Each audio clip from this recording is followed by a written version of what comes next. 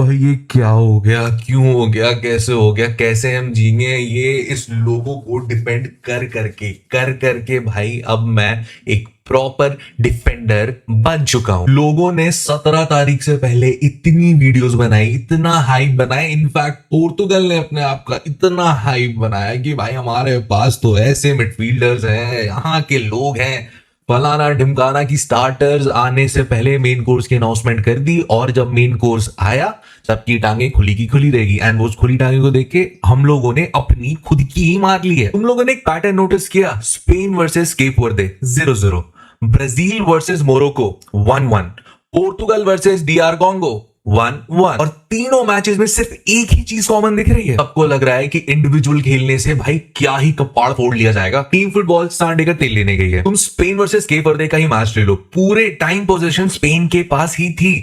क्या हुआ? बस बॉल सर्कुलेट हो रही है लेफ्ट से राइट, राइट टू लेफ्ट, कोई वर्टिकल पासेस नहीं, कोई रिस्क नहीं, कोई पेनिट्रेशन नहीं। बस गोलकीपर से बॉल बीच में, बीच से उनके हाथ तक, फिर उनके हाथ से वापस नेगेटिव पासिंग और खत्म। केप वर्दे ने लो ब्लॉक लगाया और सीधा बोल दिया कि भाई हम तो अब यहीं खड़े रहने वाले, तुम्हें जो करना है कर लो। 90 मिनट्स तक स्पेन जूझते रही है, बॉल रखने के बाद भी जूझते रही है कि भाई एक गोल और पड़ जाए हमारा। 90 मिनट तक गोल ही नहीं कर पाए, इतना प्रेस किया, पूरा पोजीशन रखा, फिर भी 0 गोल। और ये सब ठीक है, चलो अब आते हैं हम ब्राजील वर्सेस मोरक्को वाले मैच पे। ब्राजील का तो मुझे समझ में ही नहीं आ रहा है भाई, इतने अमेजिंग प्लेयर्स हैं इनके पास। Vinicius, Guimaraes, Casemiro, Paqueta, Raphinha, पहले के 3 नाम ही तुम पकड़ लो भाई।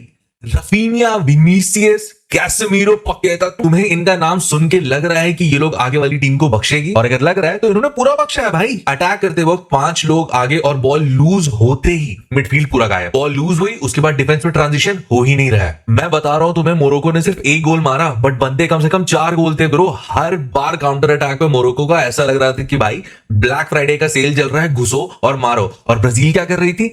विनीसियस कुछ ना कुछ तो कर ही लेगा भाई। कोई इनको समझाओ, this is national football. Her problem Vinicius आके सॉल्व नहीं करेगा। मिडफील्ड कंट्रोल नहीं है, प्रेसिंग ट्रिगर्स क्लियर नहीं है, सेकंड बॉल मोरक्को ही जीत रहा है। और फिर सब बोल रहे हैं कि oh my god, Brazil was going to win world cup, right? हमने इतनी हाइप बनाई है वीडियो पे, 1-1 का स्कोर सिर्फ कैसे रह गया? अब आते हैं मेरी फेवरेट टीम पे, पोर्चुगल। भाई पोर्तुगल का मैच तो मुझे देख के सीधा सीधा लग रहा था कि मार्टिनेज ने बोला है कि जाओ भाई 1-2 गोल मार देना, फिर चिल करते रहना, वीडियोस बनाते रहना, भाई मजे मारो। और भाई मुझे भी लगा कि भाई ये तो मैच अपना ही है। घुसते ही जोओ नेवेस ने क्या सुंदर ब्यूटीफुल हेडर मारा। उसके बाद मुझे लगा ब्रो वाइब्स तो पूरी की पूरी है। पर उसके बाद क्या हुआ? प्रेसिंग गायब, इंटेंसिटी गायब, कॉम्पैक्टनेस गायब। और मुझे पूरे गेम ये नहीं समझ में आया कि हमने डीआर कॉन्गो को इतनी ज्यादा स्पेस कहां से और क्यों लेने दी है। और भाई मुझे बस एक बात समझा दो कि पोर्तुगल के अटैक में सारे के सारे प्लेयर्स अपना 1-on-1 रनिंग क्यों कर रहे हैं? बॉल है तो भी दौड़ रहे हैं, बॉल नहीं है तो भी दौड़ रहे हैं, एंड उनका स्पेस कोई फिल नहीं कर रहा है। डीआर कॉन्गो वाले आके खड़े हो गए हैं मिडफील्ड में, कोई ओवरलैप कर रहा है, कोई इंपॉसिबल पासेस डाल रहा है, कोई थ्रू बॉल डाल रहा है, और टीम सिनर्जी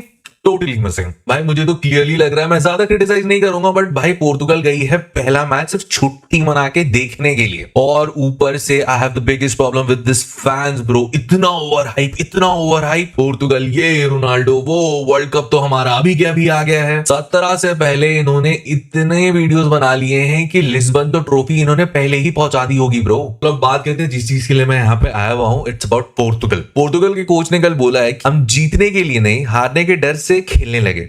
ये रोबर्टो मार्टिनेज के वर्ड्स हैं। Portugal 1-1 draw against DR Congo. और ऑनेस्टली पूरे मैच को समराइज करने के लिए एक लाइन काफी है। जोआओ नेवेस ने 6 मिनट में हमें एक परफेक्ट स्टार्ट दे दिया था।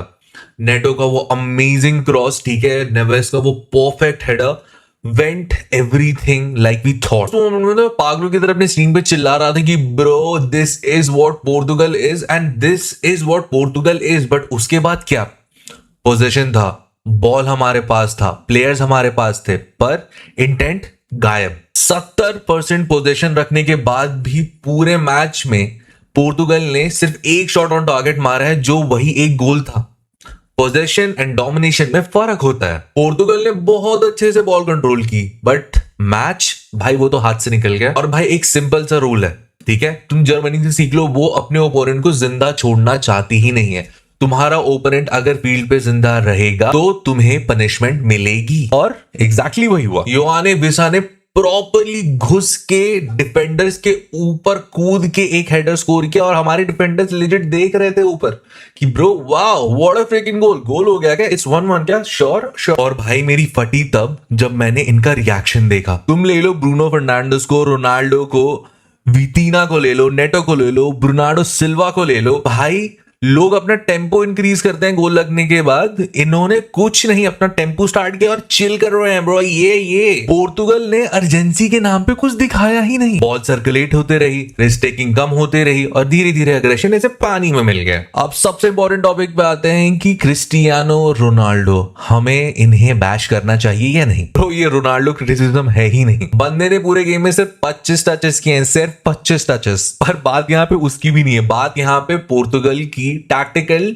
डिपेंडेंसी की है। जब आपके पास इतने क्रिएटिव प्लेयर्स हैं तब भी आपका पूरा अटैक रोनाल्डो के अराउंड अगर घूम रहा है, देन अटैक्स तो पूरे के पूरे प्रेडिक्टेबल हो गए ना मेरे भाई। हर समय रोनाल्डो बेस्ट ऑप्शन नहीं होता है, वो होता है कभी कभी जो ब्रूनो अपना थ्रू बॉल डालता है, कर्नाडो सिल्वा का वो कॉम्बिनेशन प्ले, कभी रफेल लियाओ का सोलो रन, कभी वितीना का वो आराम से लेट मूवमेंट। लेकिन पोर्तुगल के मोस्टली अटैक्स मुझे उनका नेचुरल फ्लो दिख ही नहीं रहा था, वो पूरे के पूरे रोनाल्डो सेंट्रिक लग रहा था। मिडफील्ड ने पोजीशन तो पूरा का पूरा दिया पर पेनिट्रेशन के नाम पे हुआ कुछ नहीं था। वितीना एंड नेवेस ने बहुत ही अच्छा परफॉर्म किया भाई, उन्होंने बॉल निकाला, सर्कुलेट करा। क्वेंसेसाओ ने तो अपनी पूरी जान झोंक दी थी भाई मैच के बीच में, लेकिन उनका डिफेंसिव लाइन तो हम तोड़ ही नहीं पाए। डीआर कॉन्गो कॉम्पैक्ट ब्लॉक करके बहुत चिल मोड में थी भाई वहां पे, और पोर्तुगल उनको थोड़ा सा भी अनकंफर्टेबल नहीं कर पाए। एंड मैं तुम्हें बता रहा हूँ ये पोर्तुगल का खराब परफॉर्मेंस नहीं है, डीआर कॉन्गो का एक्सेलेंट परफॉर्मेंस है। एंड डीआर कॉन्गो का अटैक वॉज ओके,